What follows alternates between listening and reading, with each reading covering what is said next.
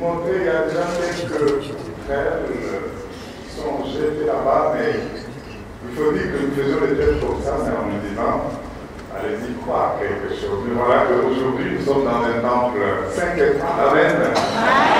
Acclamons le roi avec moi.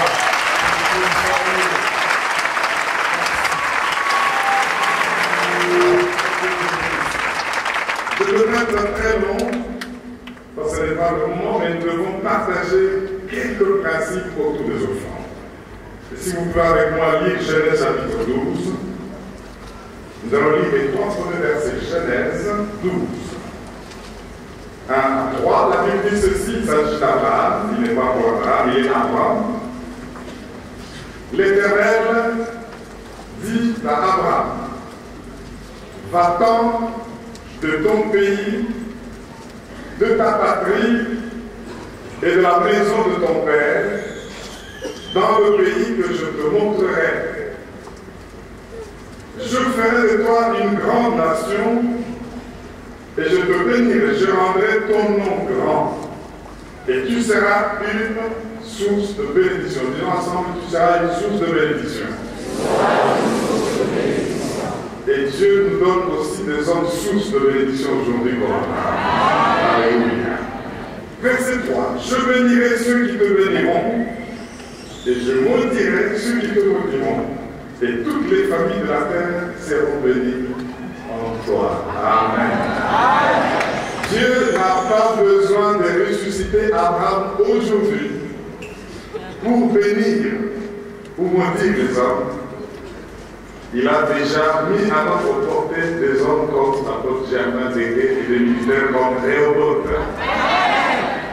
J'ai compris par ce texte bien-aimé que quand tu vois un homme béni, ne commets pas l'erreur d'être du côté de ceux qui le maudissent. Tu m'entends dire Amen. Je vais reprendre. Il y a des gens souvent jaloux, souvent envieux, souvent méchants. Vous savez, il est plus facile de pleurer avec ceux qui pleurent que de se réjouir avec ceux qui se réjouissent. Amen. Et il trouve là l'occasion de se liguer contre les hommes bénis. C'est une grosse erreur. La preuve, c'est que vous allez échouer. Comme Abraham, la Bible dit, je veux bénir qui? Ceux qui te béniront. Et ceux qui vont te maudire, ce n'est pas Abraham qui va le maudire, c'est Dieu qui se charge de le maudire. Moi, j'ai choisi et j'ai opté, dès que je découvre qu'un homme est béni de Dieu, je me mets à ses côtés. Non seulement je marche à ses côtés, je le bénis. Parce qu'en le bénissant, j'attire vers moi la bénédiction qui est sur lui. C'est un principe biblique et je vais le formuler de cette manière. Tout miracle dans ta vie passe toujours par un homme et un ministère béni. Relisez bien la Bible. Je pense ici à notre père Abraham. Il avait des promesses sur lui. Il a découvert des hommes particuliers qui passaient. Il les a priés de s'arrêter et il a offert pour bénir ces gens fatigués et affamés. Ils lui ont révélé des secrets particuliers. Je pense à cette femme, veuve de Sarepta. Elle attendait prendre ce qu'elle avait pour manger, elle et son fils mourir. Un homme de Dieu est passé chez cette femme et il lui a dit, avant que tu fasses pour toi, fais d'abord, c'est-à-dire bénis d'abord mon ministère.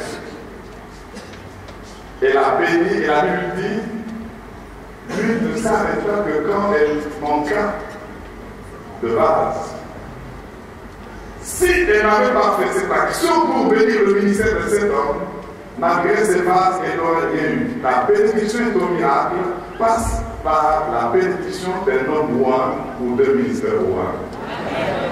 Je peux encore le prouver. Vous savez, bien aimé, il y avait une forme de distinction. La Sunamite.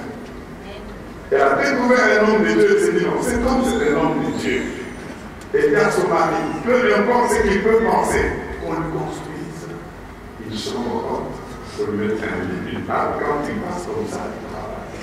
Ils ont béni le ministère de cet homme pour qu'il prépare le message dans de bonnes conditions, qu'il bâtisse toute la vision qu'il a eue. Et bien cette femme stérile, malgré tous les avoirs qu'elle avait, a pu avoir enfanté. La stérilité prendra fin quand tu découvriras un homme roi et un ministère roi dans lequel tu vas apporter ta bénédiction. Je pense ici à Pierre, oh les exemples sont les gens. Ils ont péché sans réussite. Le Seigneur Jésus vient et dit, donne-moi ta barque pour qu'il puisse l'utiliser et prêcher l'évangile. Le Seigneur l'a utilisé.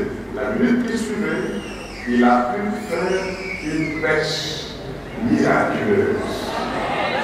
Gloire à Jésus.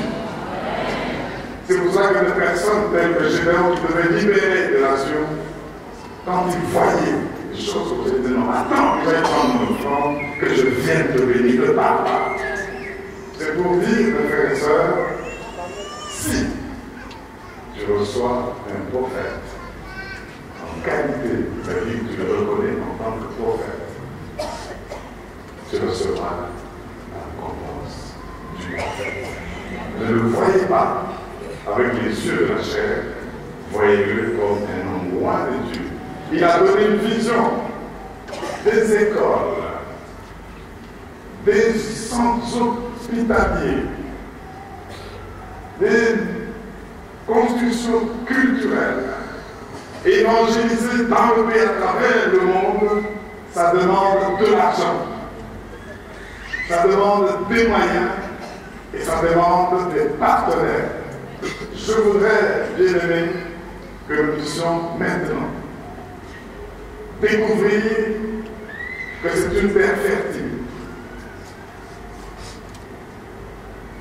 Et quand nous allons s'aimer dans cette terre fertile, Dieu va boucler nos bénédictions pour que nous-mêmes nous soyons bénis. C'est biblique et je pouvais aller avec une liste sans fin en montrer que tout miracle passe par la bénédiction, par l'intervention. Donc, le point de contact entre vous et votre miracle, c'est un homme roi, un ministère roi, un ministère béni. Il faut le découvrir, il faut comprendre, et j'ai compris pourquoi Saül qui cherchait les années de son père, quand on lui a dit allons voir un homme de Dieu pour découvrir le chemin, il ne savait pas que c'était le chemin de sa royauté. Il a dit mais nous sommes proches vides, allons voir l'homme de Dieu dans le vide. Et son serviteur a dû l'aider. Bien sûr, on a toujours besoin d'un plus petit que soi. Il ne pouvait pas y aller même. Ce n'est pas l'homme qui était seulement béni, mais il y avait un mouvement, une bénédiction en retour vers celui qui a béni. Saisissons cette occasion et soyons partenaires. S'aimons dans ce ministère. Vous savez, avant que je me lève, j'ai senti un feu terrible m'envahir. Et le Seigneur m'a dit qu'il y a une grâce particulière ici. Et j'ai vu une nuée, comme dans le temple de Salomon, comme le temple de Moïse, ouvrir toute cette salle.